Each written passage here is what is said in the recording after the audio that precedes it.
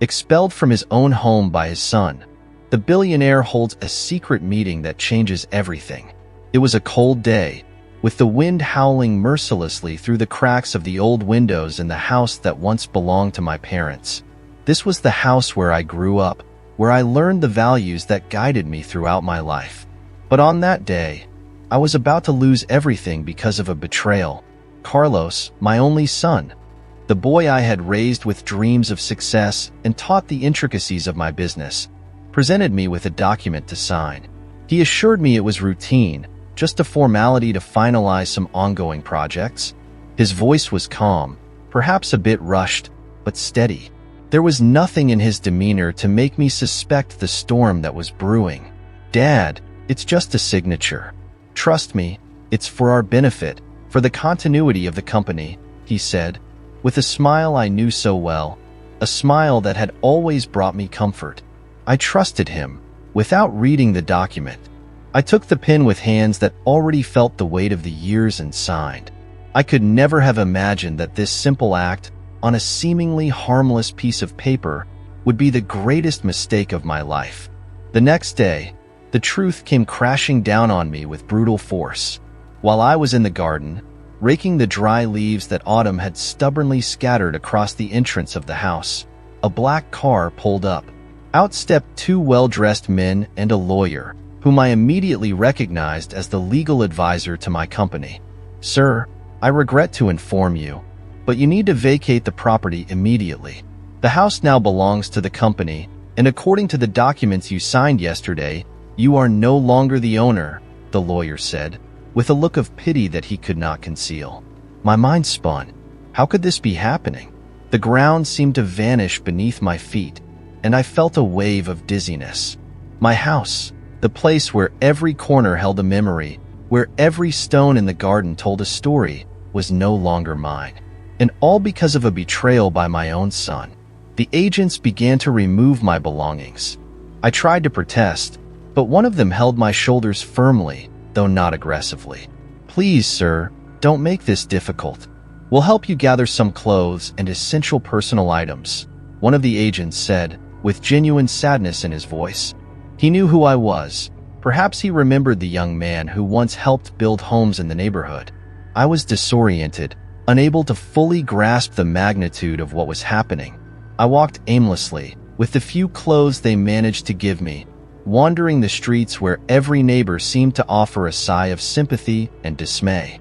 The gravity of my situation only began to sink in as the sun started to set, and I found myself without direction, wandering the increasingly cold streets of the city I had helped build, but which now seemed to have turned its back on me. Or rather, it was my son who had. Nightfall brought with it a sense of helplessness and despair that I had never known before. My son's words from the previous day echoed in my mind. "Dad, it's just a signature. How could he do this to me? How did I not see what was happening right in front of me?" The loneliness of the night wrapped around me like a heavy, cold cloak. I sat on a bench in the plaza, staring into the void, questioning everything I had done in life. Tears began to flow freely down my wrinkled face, not just for what I had lost, but for what I had failed to see. The boy I had taught to walk, to speak, and to respect others had become a stranger, driven by greed and unchecked ambition. There, under the dim light of the plaza's lampposts, while the city slept, I remained awake, facing the harsh reality of a betrayal that had split my heart in two. It was a turning point, a moment to either break or find strength. I had to decide what to do next, but at that moment, all I could feel was the weight of sadness and abandonment. Sitting on a bench worn by time, in a plaza that had been the backdrop to many childhood stories, I stared at the ground, covered in fallen leaves, letting myself be carried away by memories of a time that now seemed to belong to another life. I was now a known and respected businessman, but every stone, every tree in that plaza brought me back to my humble beginnings. "Do you remember, Juan?" I said aloud, not realizing I was speaking to the invisible friend of my youth. "Do you remember when we used to run barefoot here, dreaming of the days when we'd have more than just empty, torn pockets?" I grew up in a humble neighborhood where each day was a battle, and every night brought dreams of a better future. My father worked with his hands, and my mother cleaned the homes of others, scrubbing away the dirt of those who had more luck than us. They were heroes without capes, facing the harsh reality of our existence to give us something that resembled a dignified life. From a very young age, I learned the value of hard work. By the age of 8, I was already accompanying my father to construction sites, where he, with his calloused hands and a face always covered in sweat and dust, taught me about the world through bricks and cement. "This is how life is built, son. One brick at a time," he would say, and those words echoed in my mind as I watched his precise movements. We didn't have much, but what we owned was ours, earned with daily sweat and sacrifice. Our small house, always in need of some repair, was our castle. My father and I spent weekends patching holes in the walls, painting the worn-out wood, and dreaming of the day when we could do more than just simple repairs. "You're going to study, you're going to be someone important," my mother would always say, with a conviction that made me believe it was possible. I clung to those words, studying by candlelight, as electricity was a luxury we couldn't always afford. Books became my greatest allies, transporting me to worlds where poverty didn't limit the characters, and I dreamed of becoming like them. As I grew older, hard work and determination began to bear fruit. I got a job in a construction company as an assistant, and each brick I laid, each wall I raised, was a step toward my dream of transforming my reality. Over the years, experience taught me not only how to build walls, but also how to build a life. When I finally managed to open my own construction company, the feeling of accomplishment was overwhelming. "Look at what you've achieved," my mother said, with tears in her eyes, the day I showed her our family name on the plaque of the company's new headquarters. "You've fulfilled all your promises, son." But as I sat in that plaza, watching the leaves fall as if they were dancing to the rhythm of the autumn wind, I couldn't help but think about how, despite everything I had achieved, the greatest challenge was yet to come. In that very plaza, where I had often reflected on my journey, feeling the weight of responsibilities and the joy of victories, I remembered clearly how every step was grounded in hope and hard work. I started my construction company with few resources but immense determination. In the early days, it was just me and a small group of workers, many of them childhood friends from the neighborhood where I grew up. Together, we faced the scorching heat of the sun and the cold of early mornings to erect structures that would become homes for countless families. Each house we build, I would tell my men, is a home, a dream realized. As the years went by, the company grew. With each completed project, my name and that of my company gained more recognition. However, beyond the business success, the true victory was seeing the pride in my parents' eyes. They visited each new project, walking slowly but with smiles that revealed a deep sense of pride. "It's incredible to think that it all started with you helping your father with construction," my mother would comment, her gaze lost in the memories of a simple but meaningful past. It was in this environment of constant growth that I met my wife, Anna. She entered my life like a gentle breeze on a hot summer day. Our first conversation happened by chance in a small cafe near one of my construction sites. She had come from a neighboring city and was in the area to visit a relative.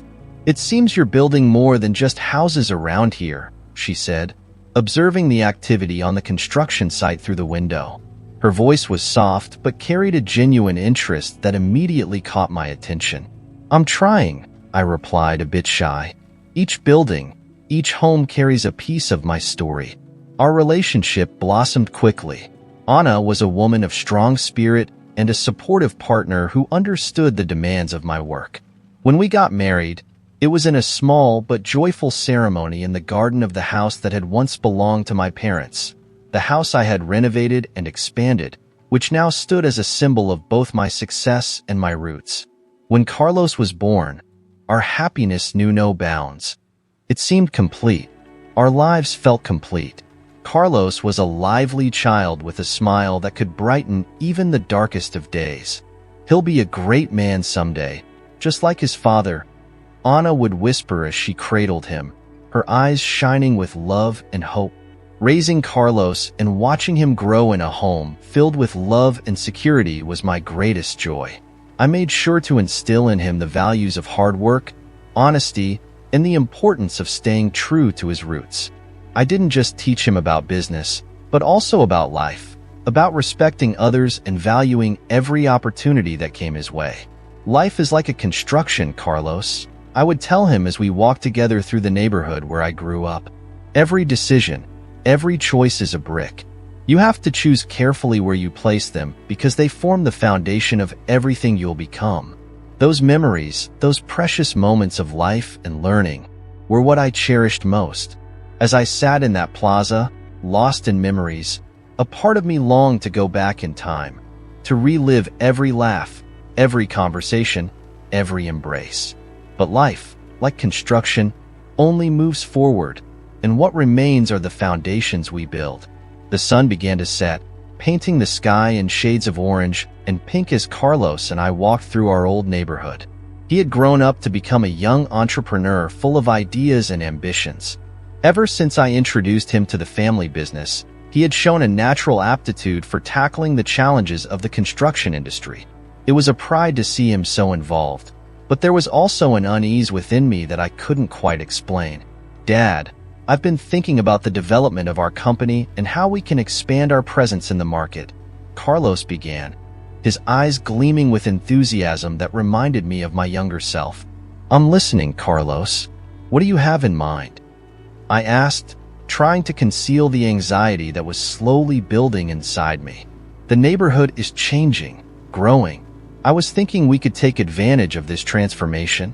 We could build a complex of apartment towers right here, where our house is, he explained, with the confidence that only the young possess. The idea hit me like a punch. Our house, the place where I grew up, where my parents lived and died, where every corner was steeped in memories of an entire life, could be demolished to make way for a cold, impersonal project. Carlos, this house isn't just a property. It's a legacy, a living memory of your grandparents, of your mother, and of all the battles we've faced. It's not just about money or opportunity, I replied, my voice thick with emotion. He stopped and looked at me, surprised by the intensity of my reaction. But Dad, think about the potential. It's a unique opportunity. We're talking about a significant financial return. Isn't that what we've always aimed for? There are things worth more than money, Carlos. Some legacies need to be preserved, not sold to the highest bidder, I replied, hoping he would understand, that he would see the value in history and continuity. Carlos fell silent for a moment, reflecting on my words. I understand your point of view, Dad, but I also need to think about the future, our future. I'll prepare a complete proposal and show you that this can be beneficial for all of us, he finally said, with clear determination in his voice. As Carlos grew older, he became more involved in the business I had built with such effort. He was no longer just my son, but also my business partner, someone in whom I placed my hopes and dreams for the future of our family. He had a natural instinct for business that filled me with pride, and his youthful energy brought new ideas and perspectives to our company. One hot summer afternoon, we were sitting in the office, analyzing the expansion plans Carlos had drawn up. Dad, I have a proposal that could really take our company to the next level, he began, his eyes shining with enthusiasm and a hint of anxiety. I listened attentively, and a smile formed on my lips as I saw the passion with which he spoke. However, my smile quickly faded when he unfolded the map of the region and pointed to the spot that was more than just a piece of land to me. We're thinking of building a complex of apartment towers here, he said, pointing precisely to the place where our family home was located. It's an ideal location, central, with enormous potential for appreciation. A chill ran down my spine.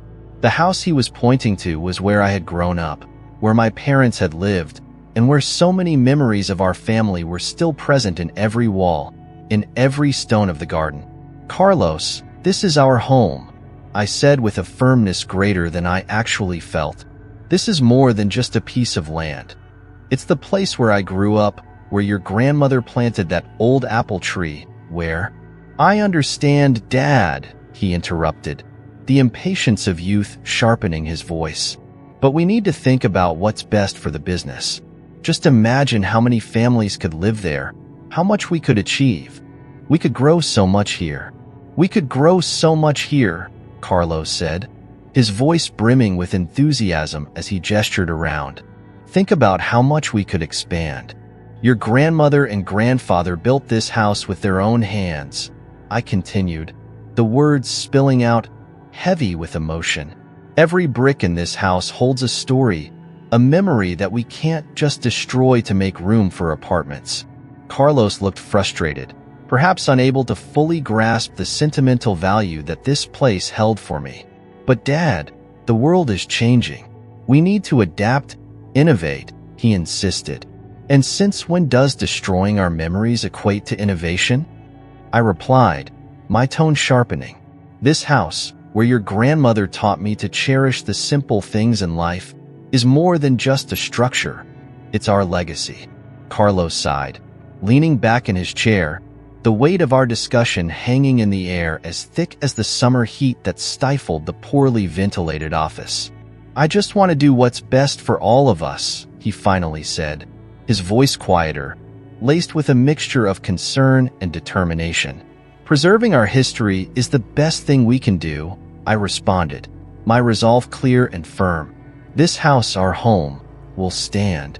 The tension between us didn't dissipate that day.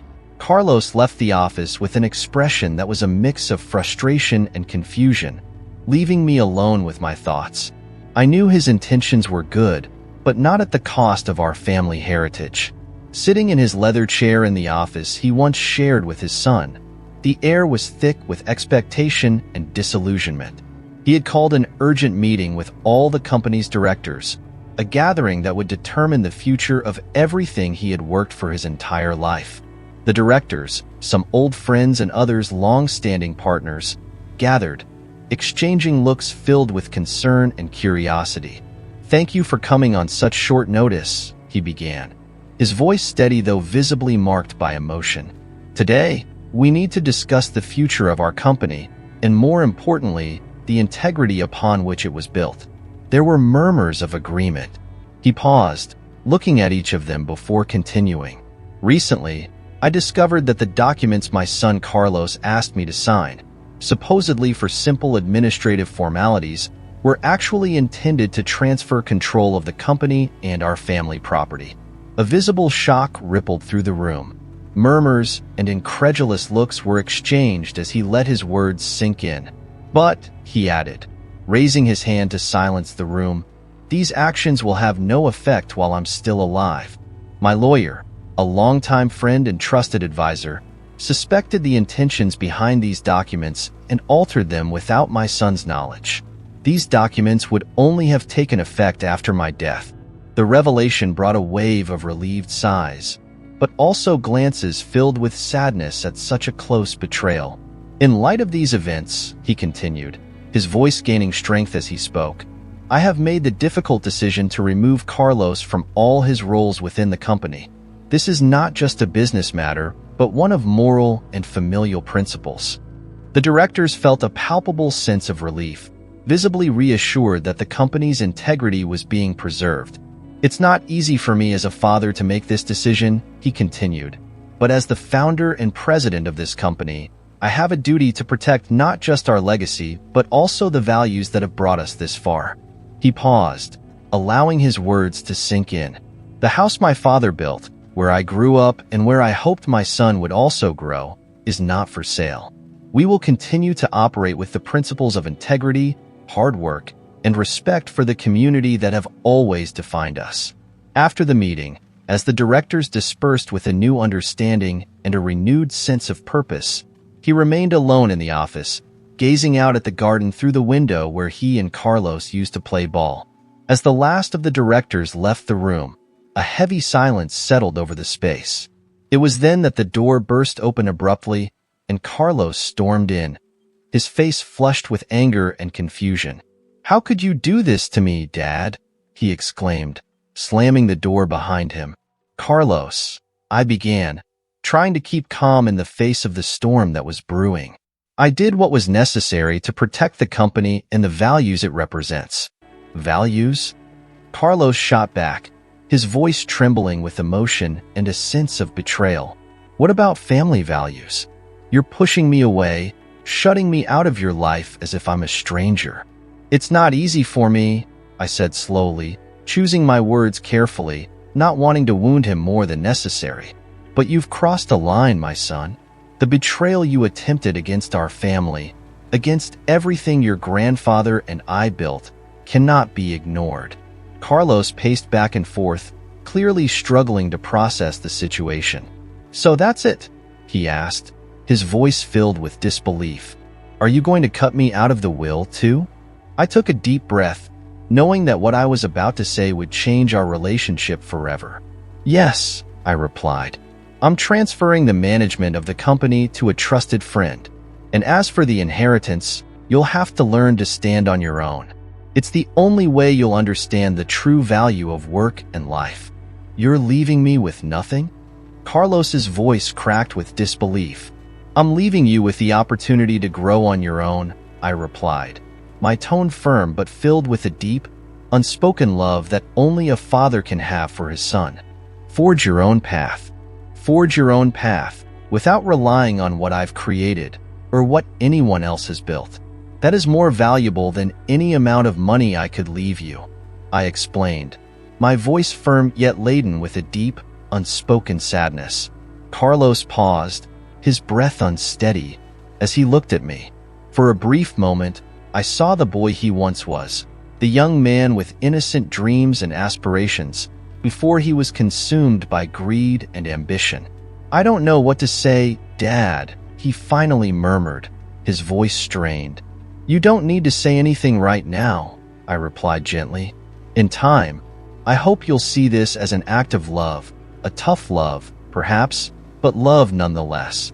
You will always be my son, and I will always hope that you return to the values that truly matter. Carlos stood there for a long moment, his eyes glistening with tears he refused to let fall. Finally, he nodded slowly, turned, and walked out of the office, leaving me alone with my thoughts and the weight of a decision that, although painful, I knew was the right one. I looked out the window, watching the shadows stretch as the sun set, signaling the end of a chapter in our lives. But I had faith that, with time, this could be the beginning of something new and better for Carlos. Maybe one day, he would understand and even thank me for this final lesson. Years had passed since that fateful day when I made the most difficult decision of my life, to distance myself from my son Carlos and let him find his own way. The office, once a place of shared decisions and passionate discussions about future projects, had seen many changes, but none as significant as that. One quiet autumn afternoon, as I was going over some documents at the desk we once shared, I heard a soft knock on the door. I looked up, surprised to see Carlos standing there. He looked older, with signs of maturity and serenity that he hadn't possessed before. May I come in, Dad? His voice was calm, reflecting his new demeanor. Of course, my son, I replied, my heart racing with anticipation of what was to come. Carlos entered and sat down across from me. He looked around the office, a slight smile playing on his lips as he took in the changes, not just in the physical space, but perhaps reflecting the transformations within himself as well. Dad, I came back because there are some things I need to say, he began, hesitating at first but gaining confidence as he spoke. Over the past 5 years, I've built my own architecture firm. It was hard, really hard, without the support of the family, but it was a necessary journey. I nodded, encouraging him to continue. I learned a lot, not just about constructing buildings, but about building a life, he said, his voice steady yet full of emotion. And I wanted to thank you, Dad. Back then, I didn't understand your reasons. I was blinded by ambition, but now I see it, and I'm grateful for what you did. The air between us was thick with emotion, a mix of regret and understanding, heavy yet necessary. You were right, he continued, his voice firm but tinged with feeling. Selling our house, the house you built, for profit wouldn't have been the right path.